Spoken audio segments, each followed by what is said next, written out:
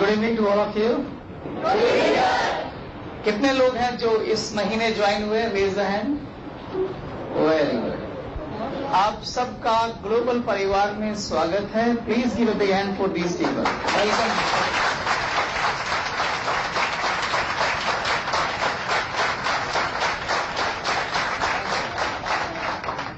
मैं आज एक बहुत सिंपल टॉपिक पे बात करने आया हूं। जब हम लोग ग्लोबल कोलैबोरेटर में अपनी सफलता की यात्रा शुरू करते हैं तो सभी डिस्ट्रीब्यूटर्स का एक ही मकसद होता है, क्या? कि हमारे नेटवर्क में ज्वाइनिंग्स आनी चाहिए, लोग जुड़ने चाहिए। जब हम किसी गेस्ट को इंट्रोड्यूस करते हैं 5 स्टेप हैं जो हमारा गेस्ट जिनसे होके गुजरता है और फाइनली सेल में कन्वर्ट होता है। पहला स्टेप क्या है? अप्रोच, यानी जब आप उसे इन्वाइट करते हैं। इन्वाइट करने के बाद वो सेमिनार देखता है। सेमिनार देखने के बाद उसका क्लोजिंग होता है। क्लोजिंग के बाद आप उसको फॉलो करते हैं, यानी उसका फॉलोअप होता है और उसकी ज्वाइनिंग आती है।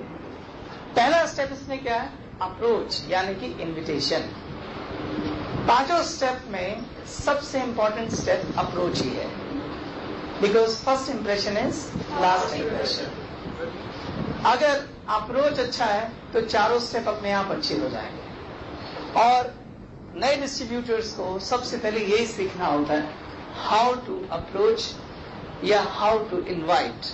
हमें अपने गेस्ट को कैसे अप्रोच करना है, कैसे इनवाइट करना है। आज हम सिर्फ इसी पे बात करेंगे। The topic of today is how to approach. हमें अपने गेस्ट को अप्रोच कैसे करना है। मैंने अक्सर डिस्ट्रीब्यूटर्स को अपनी अपलाइन से ये कहते सुना है, हमारे गेस्ट आते नहीं है। हम अपने गेस्ट को कैसे इनवाइट करें? हमारे गेस्ट हमें टाइम दे देते हैं, हम खड़े रहते हैं, गेस्ट आते नहीं। हमारे गेस्ट MLM कंपनी के नाम से ही दौड़ते हैं। हमारे गेस्ट MLM कंपनी को लेके नेगेटिव हैं। क्या ये समस्याएं आपकी भी हैं? तो मैं इन्हीं समस्याओं को सोल्व करने के लिए आया हूं। एक्चुअल में अप्रोच सबसे आसान चीज होती है, हम इसे मुश्किल बना देते हैं। ये एक बहुत ही नेचुरल प्रोसेस है, सिर्फ हमें लोगों को समझना पड़ेगा। हमें इस बिजनेस को अपने दोस्तों को, मित्रों को ऑफर करना है। वो लोग आते हैं नहीं आते हैं, ये सबसे ज्यादा इस बात पर डिपेंड करता है कि इस बिजनेस को ऑफर करते वक्त आपका इस बिजनेस को लेके नजरिया क्या है, किस नजरिए से आप इस बिजनेस को ऑफर कर रहे हैं। बिजनेस ऑफर करते वक्त आपका एटीट्यूड क्या है। बिजनेस ऑफर करते वक्त आपका एटीट्यूड क्या है, वो इस बात पर डिपेंड करता है कि बिजनेस लेते वक्त आपका एटीट्यूड क्या था। With what attitude we have taken this business. हमने किस एटीट्यूड से इस बिजनेस को लिया, या हमने क्या सोच कर ये बिजनेस ज्वाइन किया।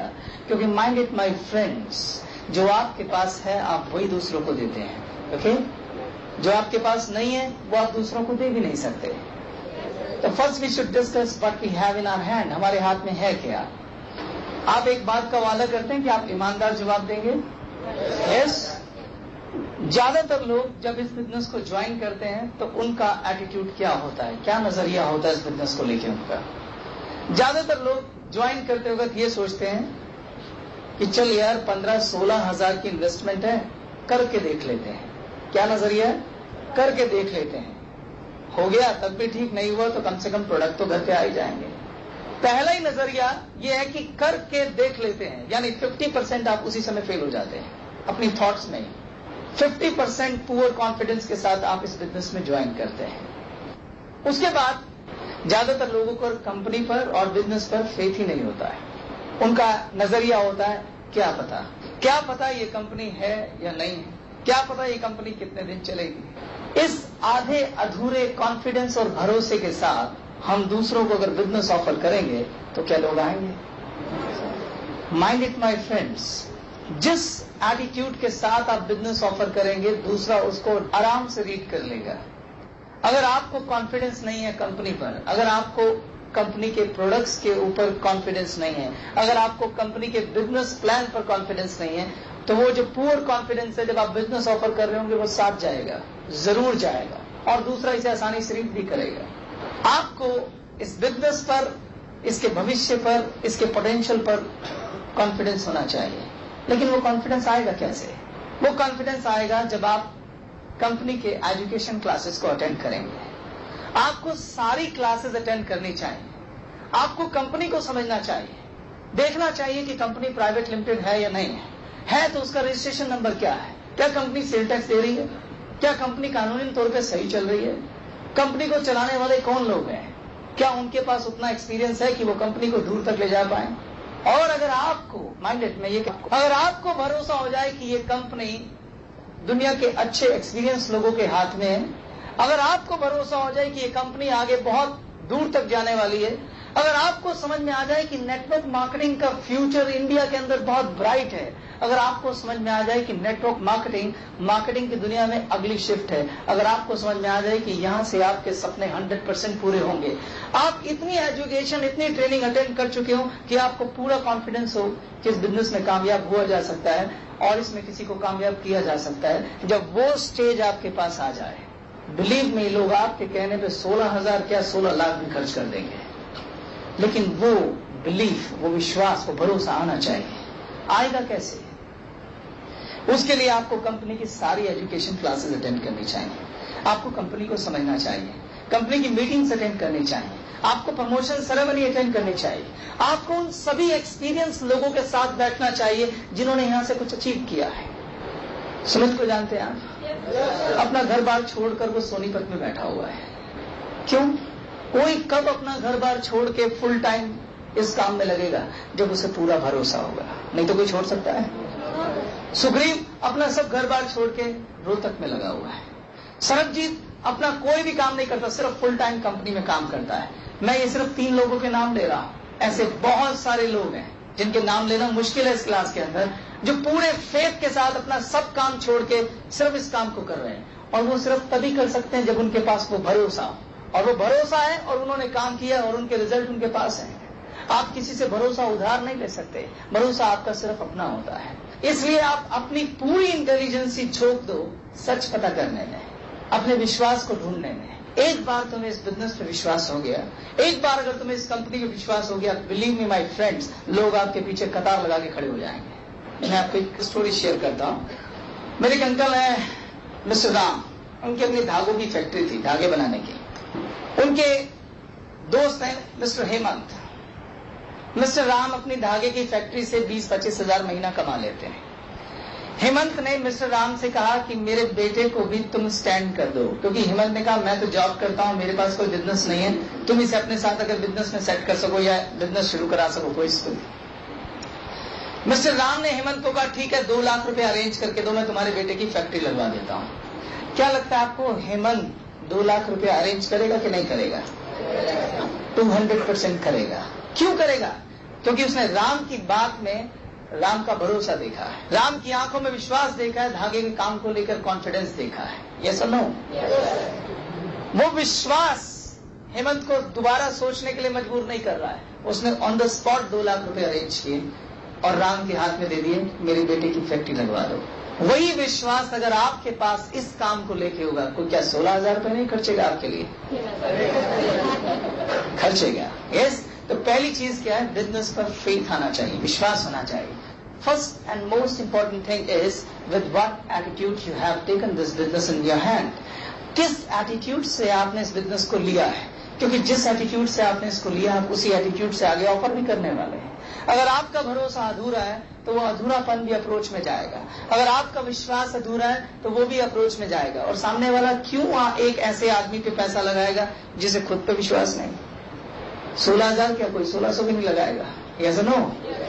तो इसलिए आज से पहला काम यह है कि अपना विश्वास इकट्ठा करो, जितना वक्त लगा सकते हो लगाओ, और जब भरोसा हो जाए कि ग्लोबल कोलैबोरेटर विश्व की बेहतरीन भूमि पर सबसे बेहतरीन अपॉर्चुनिटी है, उसके बाद काम शुरू करना। वैसे भी अगर आप अधूरे विश्वास से किसी को यहाँ पर लाते भी हैं तो आप उसके साथ चीटिंग कर रहे हैं, मत कीजिए। ये ग्लोबल कोलैबोरेटर के कल्चर में नहीं है। Now the second thing, with what attitude you should offer this business. किस एटीट्यूड से आपको ये बिजनेस आगे ऑफर करना चाहिए? देखो दोस्तों, देना भी एक कला है। जब आप किसी को कुछ देते हैं और उसकी वैल्यू उसे रियलाइज नहीं कराते हैं तो आपका देना बेकार हो जाता है। सामने वाले को रियलाइज होना चाहिए कि उसे क्या मिल रहा है। पहले आप समझो कि आप उसे क्या देने चाह रहे हैं। आप उसे एक अवसर देने जा रहे हैं कि वो चाहे तो अपना जीवन यहां बदल सकता है, वो चाहे तो यहां लाखों कमा सकता है, वो चाहे तो एक ऐसी पर्सनैलिटी बन सकता है जो स्टेज पर आकर हजारों लोगों के सामने बिना हिचके बिना डरे बोले। वो चाहे तो वो ऐसा काम कर सकता है कि बहुत सारे लोग उसकी रिस्पेक्ट में लाइन लगा के खड़े हो जाएं। वो चाहे तो यहां बहुत सारे दोस्त बना सकता है। आप एक ऐसा ऑफर उसको देने जा रहे हैं। जब आप ऐसा बिजनेस दूसरों को ऑफर करने जा रहे हैं तो उस समय आपका उन्हें ये बिजनेस ऑफर करते हुए किस तरह का एटीट्यूड होना चाहिए वो समझने की जरूरत है दोस्तों। लेकिन वो आपको तब समझ में आएगा जब आप पहले ये समझें कि जिन्हें आप ये बिजनेस ऑफर करने जा रहे हैं उनका एटीट्यूड क्या है, उनका नजरिया क्या है, वो किस तरह की सोच रखते हैं। यह समझना बहुत जरूरी है कि जिन्हें आप बिजनेस ऑफर करने जा रहे हैं वो किस तरह की सोच रखते हैं। मैंने कुछ महीनों पहले टीवी में एक एडवर्टाइजमेंट देखी थी। उसमें एक लड़की लोगों को पर्चे बांट रही थी, शायद डोनेशन के लिए थे। तो लोग पर्चा लेते थे और ऐसे फेंक देते थे बिना पढ़े। तभी एक आदमी स्कूटर पे आया, उसने उसको बोला कि इन लोगों को ऐसे पर्चे मत दो, मैं तुम्हें दिखाता हूं कैसे देने चाहिए। उसने एक पर्चे को लिया और अच्छे से मरोड़ दिया ऐसे, और मरोड़ के दे दिया। जिस आदमी को मरोड़ के दिया बड़ा हैरान सा हुआ, क्यूरियस हुआ। उसने पर्चे को सीधा किया, पढ़ा और उसके बाद फेंक दिया।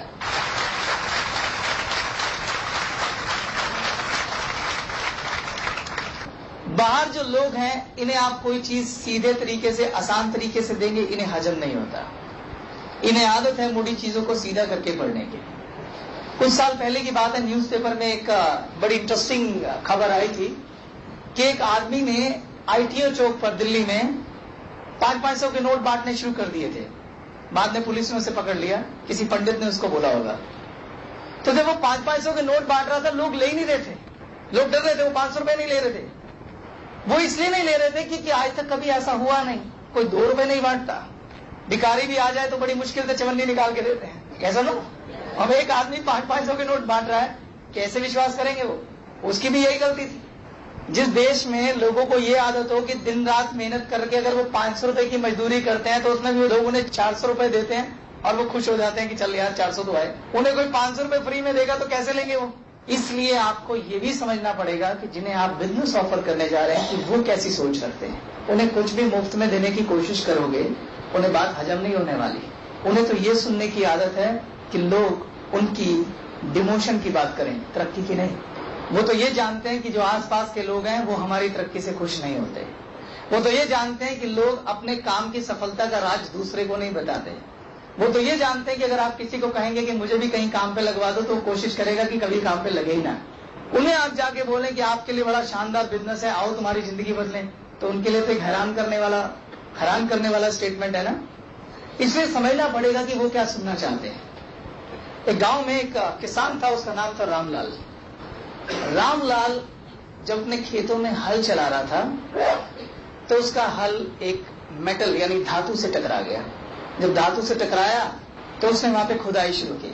जब खुदाई शुरू की तो क्या देखता है कि वहां तो एक सोने की खान है। उसने सोचा कि इससे पहले कि राजा को पता चले मैं अपने लिए पहले सोना निकाल लेगा। वो जितना सोना निकाल सकता था उसमें से उसने निकाला। रामलाल एक अच्छा आदमी था। उसने सोचा कि मुझे अपने जो क्लोज लोग हैं, जो बहुत करीब के लोग हैं, रिश्तेदार, मेरे चाचा, मेरे ताऊ, मेरे सगे संबंधी और मेरे प्यारे दोस्त, मैं उनको भी ये सोना दे देता हूं। उसने उनको बुलाया और उन्होंने भी बड़ा सारा सोना निकाला। वो भी चले गए निकाल के, लेकिन वो तो सोने की खान थी, अथाह सोना था उसके अंदर। फिर रामलाल को लगा कि अब मुझे जो दूर दराज के दोस्त हैं उनको भी बोलना चाहिए कि सोना ले लो। उनके एक दोस्त थे श्यामलाल, उन्होंने उसको खत लिखा। पास गांव में रहता था कि श्यामलाल पहली ट्रेन पकड़ो और घर आ जाओ, मेरे घर में सोने की खान निकली है और सोना ले जाओ। श्यामलाल ने खत पढ़ा, उसने कहा रामलाल मुझे बेवकूफ बना रहा है, सोने की खान निकलेगी तो क्या मुझे बताएगा। वो नहीं आया तो नुकसान तो श्यामलाल का है, लेकिन रामलाल की भी एक मिस्टेक है। उसे समझना चाहिए था कि वो अवसर किस तरह से दे रहा है। श्यामलाल भी अपनी जगह ठीक था, भला किसी के घर सोने की खान निकले तो कौन दूसरे को बताता है, उसको हजम नहीं हुई बात। हमें भी यही करना है। ये हम जानते हैं कि ग्लोबल कोलैबोरेटर सोने की खान है, ये हमने महसूस किया है। आप दूसरों को कैसे महसूस कराएंगे, ये थोड़ी समझदारी वाला मामला है। अगर आप सीधा सीधा किसी को कहेंगे हमारे पास सोने की खान है, आओ सोना ले जाओ, उन्होंने ऐसे स्टेटमेंट कभी नहीं सुने। अगर रामलाल ने श्यामलाल से ये कहा होता कि श्यामलाल पहली ट्रेन पकड़ो, यहां आ जाओ, घर में हमारी खुशी है या हमारे बेटे की सगाई है, तुम जल्दी आ जाओ, वो आ जाता उसे कहता ये लो सोने की खान, सोना ले जाओ। देख के तो विश्वास आ ही जाता ना उसको। ठीक इसी तरह से आपको भी अपने गेस्ट को यहां तक बुलाना है, यहां बुलाना है, और उसके बाद जब वो यहां आएगा उसे अपने आप समझ में आ जाएगा कि ये सोने की खान है और वो आपके साथ जुड़ जाएगा।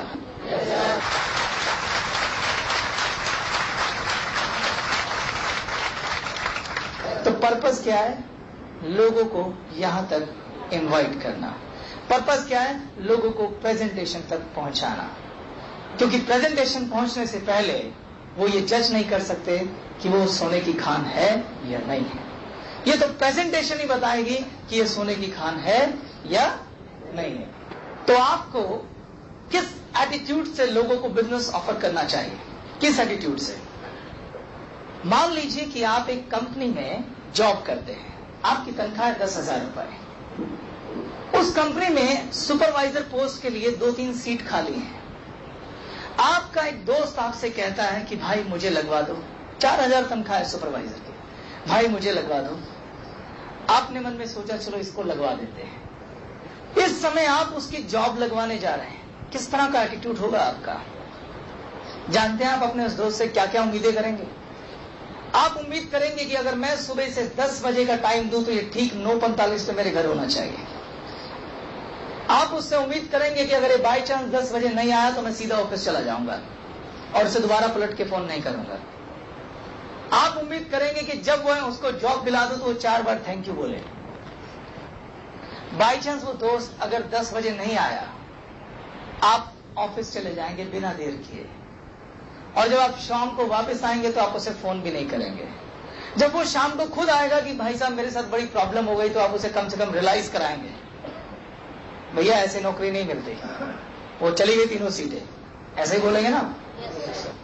या आप उसे कम से कम डांटेंगे जरूर, ऐसा करेंगे ना? जानते हैं क्यों? क्योंकि आपके अंदर एहसास है कि मैं इसे कुछ देने जा रहा हूं, मैं इसे 4,000 की नौकरी देने जा रहा हूं।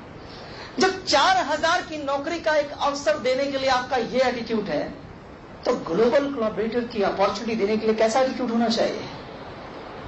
एक ऐसी अपॉर्चुनिटी जहां वो चाहे तो लाखों रुपया महीना कमा सकता है। देखो, आपका काम अवसर देने का है। जॉब देते वक्त भी आप उसकी पूरी गारंटी थोड़ा लेते हैं।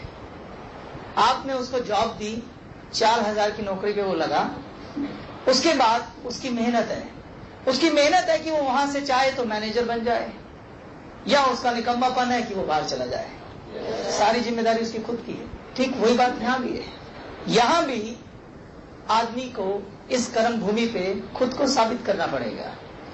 कुछ लोग होंगे जो खुद को साबित करेंगे और अपने आप को वहां पहुंचा देंगे जहां सारे सपने पूरे होते हैं।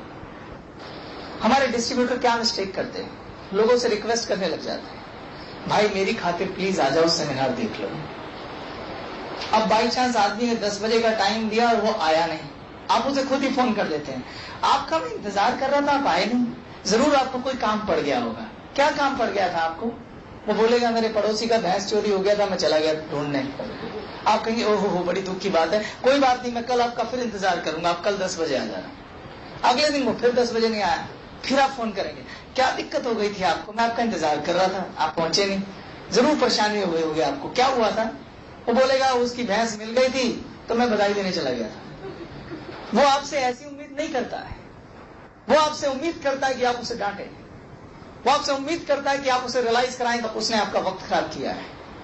अगर वो आदमी जिसकी आप नौकरी लगवाने जा रहे हैं 4,000 रुपए की, वो पहले दिन 10 बजे नहीं आया, अगर आपने उसको फोन कर दिया वापस कि यार क्या बात, मैं तुम्हारा इंतजार कर रहा हूं, आपको नौकरी नहीं चाहिए, आप आए नहीं, मैं आपकी वेट कर रहा था, चलिए बताइए आप कब आ रहे हैं, कल आएंगे आप? वो बोलेगा हाँ सर मैं कल आऊंगा 10 बजे। वो कल फिर नहीं आया, आपने फिर फोन कर दिया उसको कि यार तुम आए नहीं यार, मैं तुम्हारा इंतजार कर रहा हूँ, क्या चक्कर हो गया था? सर ये दिक्कत हो गई थी। चलो ठीक है, कल मैं सुबह खुद तुम्हारे घर आ रहा हूँ, मैं तुम्हें लेके चलूंगा। ऐसे तो नौकरी मिलेगी नहीं तुम्हें। जानते हो वो क्या सोचेगा आदमी? वो ये नहीं सोचेगा कि उसे 4,000 की नौकरी मिल रही है, पहले ये सोचना शुरू कर देगा इसका क्या फायदा है, ये क्यों इतना परेशान हो रहा है।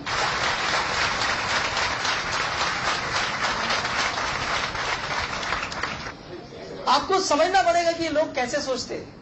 अगर आप ये नहीं समझ पाए ना कि ये लोग कैसे सोचते हैं, तो आप प्रॉब्लम में रहेंगे। आपको थोड़ा स्मार्ट वर्क करना पड़ेगा, और वो उसके लिए डिजर्व भी करते हैं। उनको वही भाषा बोलो जो वो समझते हैं।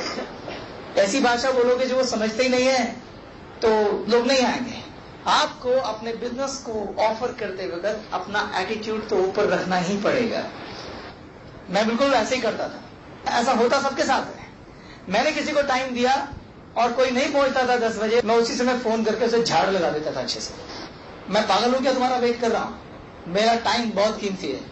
वो कम से कम 10 बार माफी नहीं मांग लेता था ना, तो मैं उसे काम नहीं दिखाता था। आप सोच के देखो, जब आप किसी से ऐसे बात करें तो वो कैसा जवाब देगा? वो आपसे जरूर करेगा आई एम सॉरी यार, आई एम सॉरी। आप अपनी वैल्यू उसको रियलाइज कराओ, उसे एहसास कराओ कि वो किसी ऐसे आदमी का टाइम वेस्ट कर रहा है जिसके टाइम की कीमत है। अगर आप अपनी टाइम की खुद कीमत नहीं लगाएंगे, दूसरे कैसे लगाएंगे? तो अभी तक मैंने 2 पॉइंट बताए। पहला पॉइंट क्या है? With what attitude you should take this business. और दूसरा पॉइंट क्या है? With what attitude you should give this business. किस एटीट्यूड से आपको बिजनेस लेना चाहिए और किस एटीट्यूड से बिजनेस देना चाहिए। क्लियर हुआ सबको? अब मैं आता हूं इस एटीट्यूड के साथ अब हम अपने दोस्तों को कैसे इनवाइट करेंगे। आप सब लोगों ने लिस्ट तो बनाई होगी, बनाई लिस्ट सबने? इस बिजनेस में लिस्ट बनाना बहुत जरूरी है। इस बिजनेस में जितने भी सफल लोग हैं वो लोग हैं जिनके पास बड़ी लिस्ट थी। आपको याद होगा आपने अपनी लिस्ट को 4 पार्ट में तोड़ा था। Number 1 hot market, number 2 warm market, number 3 cold market और नंबर 4 फ्रेश मार्केट। सबसे पहले मैं आता हूं हॉट मार्केट पर। हॉट मार्केट और वार्म मार्केट ऐसी होती हैं जिसमें आपकी पर्सनल इमेज का बहुत बड़ा रोल होता है। अगर आपकी अपने दोस्तों और अपने रिश्तेदारों में इमेज अच्छी है तो आपके लिए काम आसान हो जाएगा। अगर वहां पर इमेज ऐसी है कि ये आदमी बहुत चालू है, टोपी घुमाता है, इधर से उधर करता है, तो काम मुश्किल हो जाएगा। क्योंकि ये वो लोग हैं जो आपके करीब हैं और आपको अच्छे से जानते हैं। कौन? Hot market and warm market. इस बिजनेस में वो लोग जो इनोसेंट होते हैं, उनकी ये इमेज है कि ये तो सीधा आदमी है, वो जल्दी कामयाब हो जाते हैं। क्योंकि जब वो किसी को बोलता है ना कि आओ तुम्हें काम दिखा के लाता हूं, लोग उस पर विश्वास करते हैं कि कम से कम ये किसी को धोखा नहीं दे सकता। लेकिन जो लोग चालू होते हैं, पैसे लेके लौटाते नहीं है, इधर का माल उधर कर देते हैं, तो जब वो किसी को बुलाते हैं लोग पहले से शक की निगाह से देखने लग जाते हैं, फिर टॉपिक घुमाने जा रहा है। तो इस मार्केट में आपकी इमेज और रिलेशनशिप पर बहुत डिपेंड करता है कि ये लोग ज्वाइन करेंगे कि नहीं करेंगे। कोल्ड मार्केट और फ्रेश मार्केट आपको ज्यादा जानती नहीं होती, इसलिए इनका ज्वाइन करना इस बात पर डिपेंड करता है कि आपकी प्रेजेंटेशन कैसी है, आप कितनी अच्छी प्रेजेंटेशन लेते हैं, कितना अच्छे एटीट्यूड से आप उन्हें इनवाइट करते हैं, आपका बोलने का तरीका क्या है, आंखों में कॉन्फिडेंस है कि नहीं। ये सब चीजों पे मैटर करती है क्या? कोल्ड मार्केट और फ्रेश मार्केट। तो अब मैं हॉट मार्केट और वार्म मार्केट पे आता हूँ। पहले इसको समझो। जब मैं एमएलएम करता था, मैंने हॉट मार्केट में अपने मासी के बेटे को इंट्रोड्यूस किया था। मेरा बहुत अच्छा रिलेशन था उसके साथ। पहली बार समझो हॉट मार्केट होती क्या है। हॉट मार्केट में वो लोग आते हैं जिन्हें अगर आप आधी रात को भी आवाज दें तो वो आपके लिए खड़े हों, यानी आपके सबसे ज्यादा करीब, जो आप पे सबसे ज्यादा विश्वास करते हैं और जिन पर आप सबसे ज्यादा विश्वास करते हैं। मेरी हॉट मार्केट में मेरी मासी का बेटा। हॉट मार्केट को इन्वाइट करने के लिए कोई रूल नहीं बना। मैंने जब अपनी मासी के बेटे को इन्वाइट किया था तो मैंने सिर्फ इतना किया था, मैंने शाम को स्कूटर उठाया और सीधा उनके घर चला गया। सीधा घर गया, मैं बहुत एक्साइटेड था, मेरा विजन पूरी तरह से क्लियर था और बिजनेस से बहुत कॉन्फिडेंस था। मैं समझ चुका था कि आने वाले टाइम का बिजनेस है। मैंने कहा भाई, ये भाई जल्दी कमरे में आ। कहता क्या हुआ? मैंने कहा बहुत अल्टीमेट काम देख के आया हूँ, अगर हम दोनों मिलकर करेंगे ना लाखों छाप सकते हैं, लेकिन मैं चाहता हूँ कि मिलकर करें। कहता काम क्या? काम तो बता। मैंने कहा काम नहीं बताऊंगा, चलना पड़ेगा कल। कहता नहीं पहले काम बता। मैं कहा मुझे भरोसा है कि नहीं है? कहता है। मैंने कहा फिर कल चलना पड़ेगा। कल तो दुकान पे नहीं जाएगा, मेरे साथ चलेगा, बस ये समझ ले कि काम बहुत बढ़िया है। उसने मेरे को थोड़ा सा प्रेशर दिया। मैंने बोला देख चलना है कि नहीं चलना है, काम वही बताऊंगा। क्योंकि मैं भी अनाड़ी था तो मैंने ऐसी अप्रोच की थी सीधा। वो बंदा रेडी हो गया। अगले दिन उसने जाके मेरे साथ सेमिनार देखा और उससे नेक्स्ट डे उसने ज्वाइन भी कर लिया था।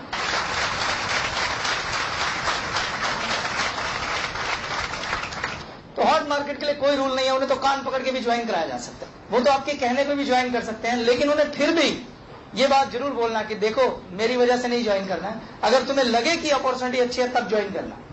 क्योंकि अगर उन्हें ये एहसास नहीं होगा कि अपॉर्चुनिटी कैसी है, खाली आपकी खातिर ज्वाइन कर लेंगे तो वो काम नहीं कर पाएंगे और बाद में आप पे एहसान भी रखते रहेंगे।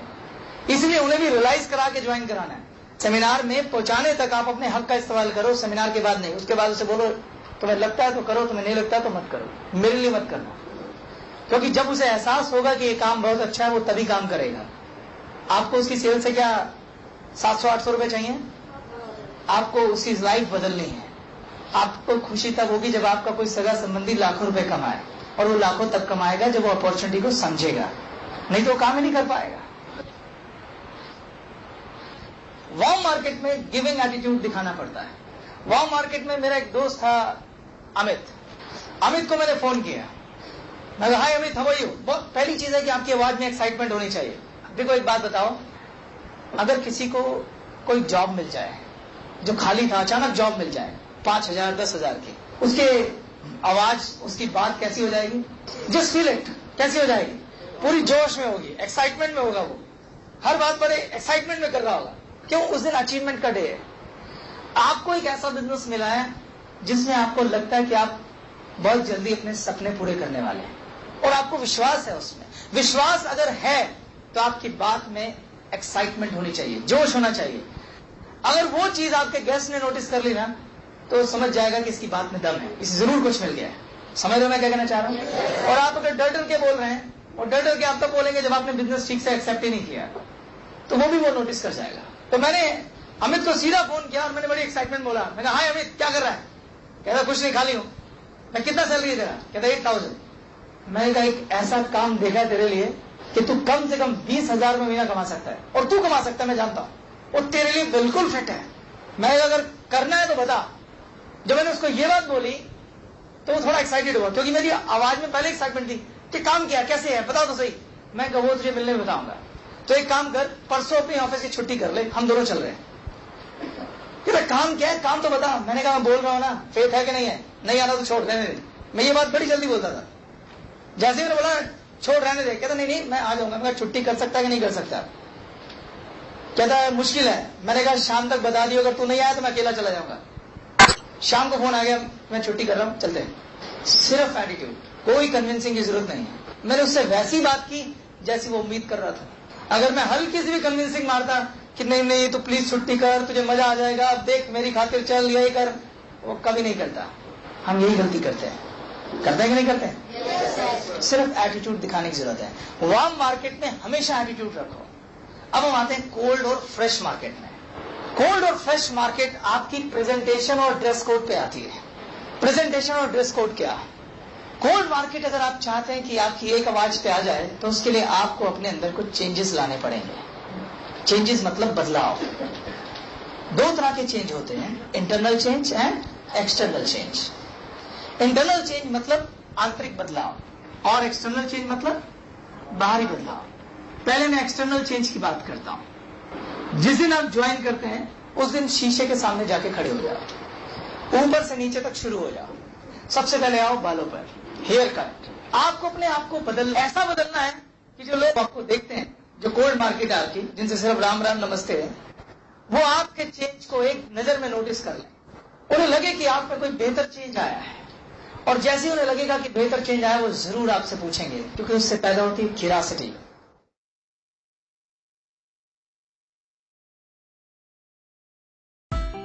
Thanks for watching. A like would be appreciated. And don't forget to subscribe.